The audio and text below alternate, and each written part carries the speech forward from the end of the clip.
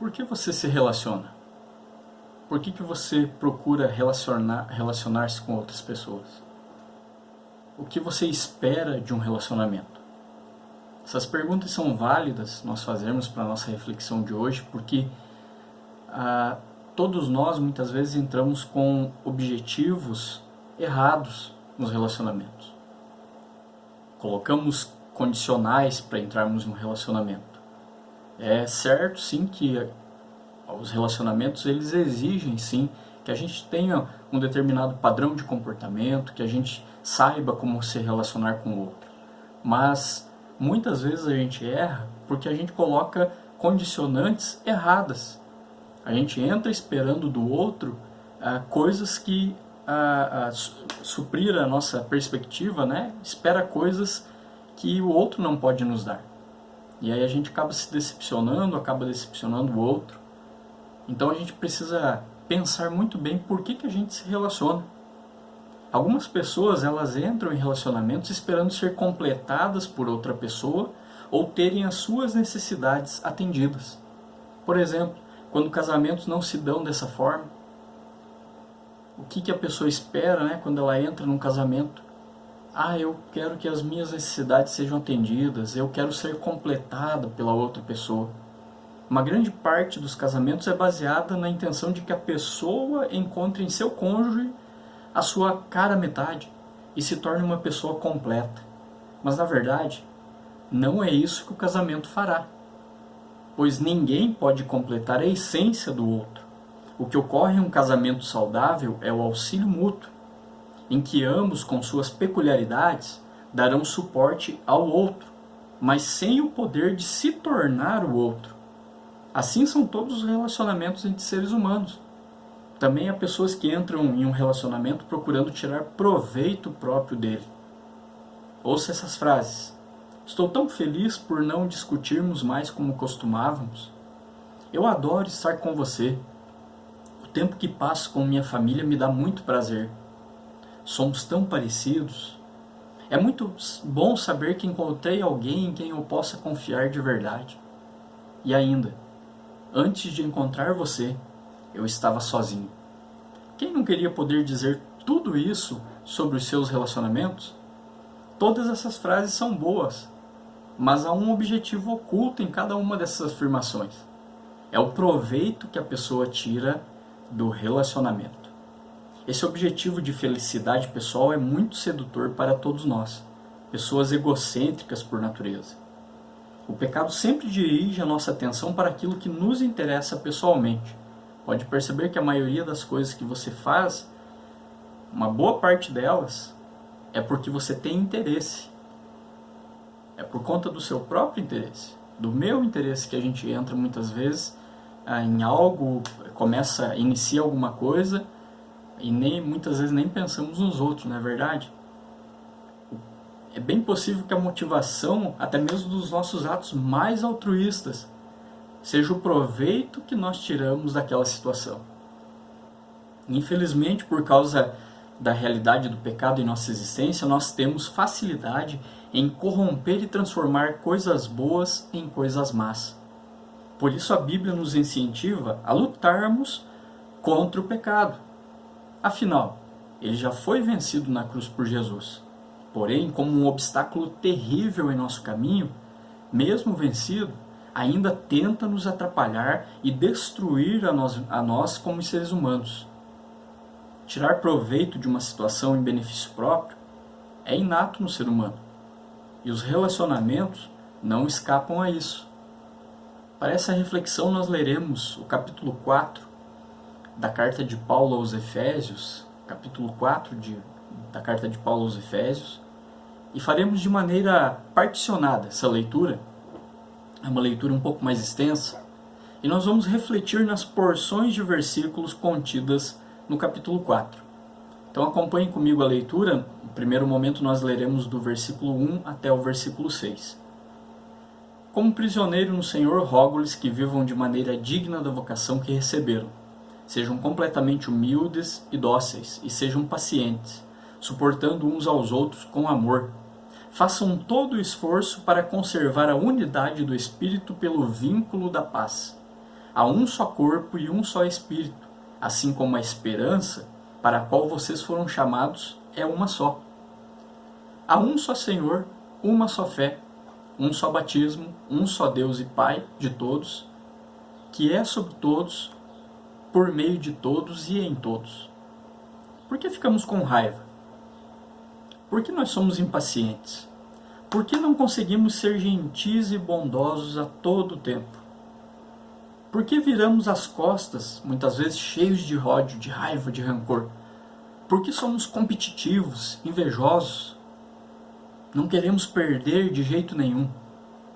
Fazemos tudo isso por um único motivo. Queremos que a nossa vontade seja feita. Queremos que ela seja feita do nosso jeito e na hora que julgamos ser a melhor. Nós amamos demais e temos um plano maravilhoso para a nossa vida. Temos um sonho. O problema é que o nosso sonho não é depositado a Deus. Após um longo discurso sobre a graça de Deus, Paulo, aqui em Efésios 4, ele passa a aplicar essa graça aos relacionamentos. Ele nos estimula a vivermos de modo digno da vocação a que fomos chamados. Perceba que Paulo está escrevendo para pessoas crentes, para pessoas que entenderam a graça de Deus e têm pautado as suas vidas por ela. Aqui eu quero deixar uma breve reflexão para você que está me assistindo. Você já entendeu a graça de Deus? Você já está lendo a Bíblia, as Escrituras Sagradas, para você ter a revelação de Deus para a sua vida? Porque Deus se revela por meio da Bíblia. É o único meio em que Ele se revela de forma salvadora para nós. Ele nos apresenta Cristo por meio da sua palavra, para que a gente possa ter uma vida com Ele e compreenda a sua graça, para que a gente possa viver tudo isso que Paulo está falando aqui no capítulo 4 da carta de Efésios. Fica aqui o convite e, por que não, o desafio para você ler a Bíblia, correr aos pés de Jesus, reconhecê-lo como seu Senhor e Salvador e ter a Bíblia como o seu livro que vai direcionar a sua vida, o livro que deve fazer parte da sua caminhada, da sua trajetória aqui na Terra, para que você encontre-se com Deus e tenha uma vida eterna com Ele. Então Paulo ele está discursando sobre a graça de Deus e ele passa a aplicar essa graça aos relacionamentos das pessoas que fazem parte do povo de Deus. Só que esses princípios que nós encontramos na carta de Paulo, aos Efésios, eles aplicam-se aos nossos relacionamentos não só com pessoas da igreja, mas com todas as demais pessoas. Todo discípulo de Jesus, ele é um recebedor da graça e a sua vida deve refletir esse fato. Em termos mais específicos, Paulo diz que a graça deve ser revelada em nossos relacionamentos dentro do corpo de Cristo. É impossível levar o Evangelho a sério sem também levar os seus relacionamentos a sério. Paulo espera que a graça de Deus opere em nossos relacionamentos, pois de outro modo ninguém consegue ter relacionamentos verdadeiros e sem interesse próprio. Paulo expõe de forma prática esse processo em que a graça age e nós, seres ativos, a colocamos em prática no dia a dia com todos aqueles com quem nos relacionamos. O apóstolo Paulo aqui, ele especificamente escrevendo para um contexto de igreja local, entre cristãos, diz que devemos preservar, não criar. Veja que Paulo não diz para a gente criar, mas sim preservar relacionamentos com os outros cristãos. Ele afirma que os cristãos estão em uma união entre si porque estão unidos com Cristo. Então quem cria esse relacionamento entre os cristãos é o próprio Cristo. Nós, como seres humanos e alvos da graça de Deus, precisamos então preservar esse relacionamento, ou esses relacionamentos, né? Pelo fato de o Espírito Santo habitar nos cristãos, já há então uma ligação forte que lhes foi concedida pela graça. Esses relacionamentos, portanto, são dádivas que precisam ser conservadas com muito cuidado. Se criar quaisquer obstáculos para os meus relacionamentos com os outros, eu estarei desprezando esses relacionamentos. Se eu fofocar ou provocar algum conflito injusto, eu estarei prejudicando a dádiva de Deus. Mas se eu estiver disposto a buscar, perdoar e servir, estarei demonstrando cuidado por essas dádivas. Por isso, nós cristãos devemos aproveitar esse privilégio que Deus nos dá, de podermos sim viver relacionamentos saudáveis debaixo de sua graça. Paulo não é ingênuo em relação a quão trabalhoso e árduo é manter relacionamentos saudáveis. Ele bem sabe que relacionamentos, mesmo entre pessoas que têm o Espírito Santo, não são fáceis.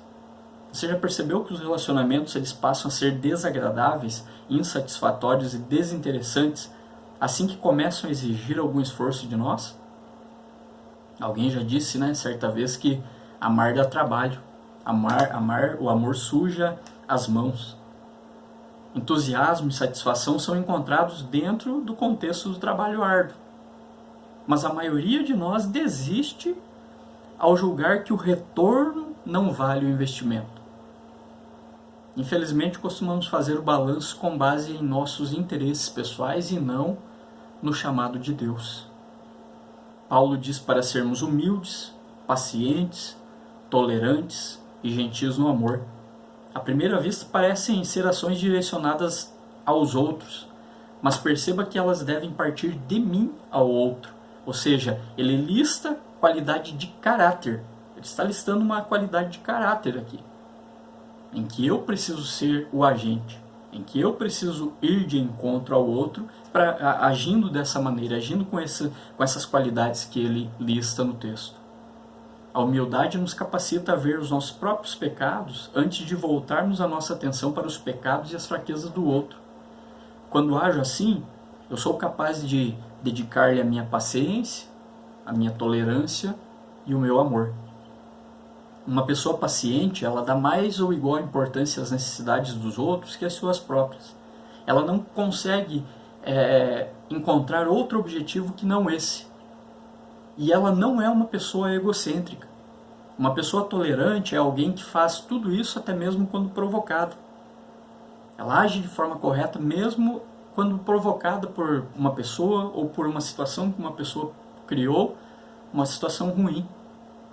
Em outras palavras, pessoas que são pacientes e tolerantes também são humildes e gentis, mesmo quando desafiadas ou quando o investimento que fizeram em um relacionamento se transformar em perda. Pense, as pessoas com frequência se sentem magoadas em um relacionamento com você? Por quê? Você ama as pessoas dentro dos limites que forma demarcadas pelas suas próprias necessidades ou interesses? As pessoas precisam estar sempre desenvolvendo algum favor a você para mantê-lo satisfeito com elas? Se a sua resposta foi sim a essas perguntas, não estaria na hora de rever seus princípios e observar qual conceito você tem de si mesmo e fazer isso com humildade? A união que os cristãos têm entre si se baseia na Trindade e não na capacidade deles de conviver com os demais. Isso mesmo, nós cristãos só conseguimos viver uns com os outros porque o Pai, o Filho e o Espírito Santo nos deram a sua permissão. Podemos dar graça porque recebemos graça. Jesus se humilhou. O Pai, com bondade e paciência, trabalha na nossa salvação. O Espírito é tolerante e, apesar do nosso pecado, permanece conosco, julgando e corrigindo, mas nunca nos condenando. O Pai, o Filho e o Espírito Santo foram separados na cruz para que pudéssemos ser unidos com eles e uns com os outros. Deus, em um ato de entrega total, a fim de salvar pecadores, demonstra com seu próprio exemplo qual o tipo de relacionamento que o agrada. Um relacionamento incondicional no tocante à graça. Agora leiamos a outra porção de Efésios, capítulo 4, dos versículos 7 a 16.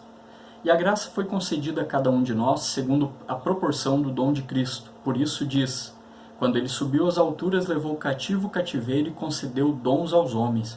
Ora, que quer dizer subiu, senão que também havia descido até as regiões inferiores da terra? Aquele que desceu é também o mesmo que subiu acima de todos os céus para encher todas as coisas, e ele mesmo concedeu uns para apóstolos, outros para profetas, outros para evangelistas e outros para pastores e mestres, com vistas ao aperfeiçoamento dos santos para o desempenho do seu serviço, para a edificação do corpo de Cristo, até que todos cheguemos à unidade da fé e do pleno conhecimento do Filho de Deus, à perfeita varonilidade, à medida da estatura da plenitude de Cristo, para que não mais sejamos como meninos agitados de um lado para o outro e levados ao redor por todo o vento de doutrina, pela artimanha dos homens, pela astúcia com que induzem ao erro, mas seguindo a verdade em amor, cresçamos em tudo naquele que é a cabeça, Cristo, de quem todo o corpo bem ajustado e consolidado, pelo auxílio de toda a junta, segundo a justa cooperação de cada parte, efetua o seu próprio aumento para a edificação de si mesmo em amor. Por estar fundamentada na Trindade, a nossa união também nos permite celebrar a diversidade no corpo de Cristo. Há um só Deus, mas 3 pessoas. Diversidade não é um obstáculo, mas sim um meio para crescermos na graça. A graça foi concedida a cada um dos crentes segundo a proporção do dom de Cristo. Basta dar uma olhada em todas as diferenças que existem entre nós. Temos dons diferentes, exercemos funções diferentes no corpo de Cristo e nos encontramos em variados níveis de maturidade espiritual. Todas essas diferenças existem segundo a concessão soberana de Deus. Isso é, Deus nos coloca no meio de pessoas diferentes de nós porque sabe que isso servirá ao seu propósito. Apesar disso, quantas vezes, na adversidade, um obstáculo para bons relacionamentos e para o propósito de Deus acontece? Reconhecemos o propósito de Deus nos versículos 12 a 16. Os nossos relacionamentos são preciosos porque Deus tem um propósito para eles. Sempre que tentamos dar um propósito aos nossos relacionamentos, ficamos impacientes, frustrados e assumimos uma atitude exploradora. E já que todos nós somos pecadores, sempre acabamos frustrando os propósitos da outra pessoa. Essa dinâmica começa a revelar por que Deus nos colocou em relacionamentos. O nosso propósito é conseguir o que nós queremos, mas o propósito de Deus é dar-nos aquilo de que realmente precisamos. No final das contas, Deus quer que amadureçamos, que sejamos edificados e que paremos de agir como crianças, como meninos. É aqui que o verdadeiro valor dos nossos relacionamentos vai contra aquilo que normalmente acreditamos. Cremos que as coisas estão indo bem quando conseguimos viver uns com os outros. Mas o que Deus está dizendo é que, mesmo quando estamos tendo dificuldades com outras pessoas, Ele está alcançando o seu propósito. Quando ficamos frustrados e chegamos ao ponto de desistir, Deus está atuando. Ele está nos mostrando as áreas em que sucumbimos aos nossos objetivos egoístas. Ele então usa essa nova consciência que Ele nos dá para nos ajudar a crescer precisamente nessas áreas de dificuldades. Entramos em relacionamentos por motivos de prazer pessoal, realização própria ou até mesmo diversão. Queremos um custo pessoal baixo e um alto retorno nos termos que nós definimos. Deus, porém, quer custos pessoais altos e um alto retorno definido por Ele. Por trás de todos os nossos conflitos com outras pessoas se esconde o conflito mais profundo entre esses dois objetivos, o nosso e o de Deus. Na última porção de Efésios 4, Paulo ele descreve as características de um relacionamento guiado pelos objetivos de Deus. Ele identifica 7 tendências do coração pecaminoso, que danificam relacionamentos, que obstruem o propósito de Deus e que precisam ser combatidos com persistência. Acompanhe a leitura comigo nos versículos 17 a 32. Isto, portanto, digo e no Senhor testifico, que não mais andeis como também andam os gentios, na vaidade dos seus próprios pensamentos, obscurecidos de entendimento, alheios à vida de Deus, por causa da ignorância em que vivem pela dureza do seu coração, os quais, tendo se tornado insensíveis, se entregaram à dissolução para com avidez cometerem toda sorte de impureza. Mas não foi assim que aprendestes a Cristo, se é que de fato tendes ouvido e nele fostes instruídos, segundo é a verdade em Jesus, no sentido de que, quanto ao trato passado, vos despojeis do velho homem que se corrompe segundo as concupiscências do engano, e vos renoveis no espírito do vosso entendimento, e vos revistais do novo homem, criado segundo Deus, em justiça e retidão procedentes da verdade. Por isso, deixando a mentira, fale cada um a verdade com seu próximo, porque somos membros uns dos outros. Irai-vos e não pequeis, não se ponha o sol sobre a vossa ira, nem deis lugar ao diabo. Aquele que furtava, não furte mais, antes trabalhe, fazendo com as próprias mãos o que é bom para que tenha com que acudir ao necessitado. Não saia da vossa boca nenhuma palavra torpe, e sim unicamente a que for boa para a edificação conforme a necessidade, e assim transmita a graça aos que ouvem. E não entristeçais o Espírito de Deus, no qual fostes selados para o dia da redenção. Longe de vós toda amargura e cólera, e ira, e gritaria, e blasfêmias, e bem assim toda malícia. Antes, sede uns para com os outros benignos, compassivos, perdoando-vos uns aos outros, como também Deus em Cristo vos perdoou.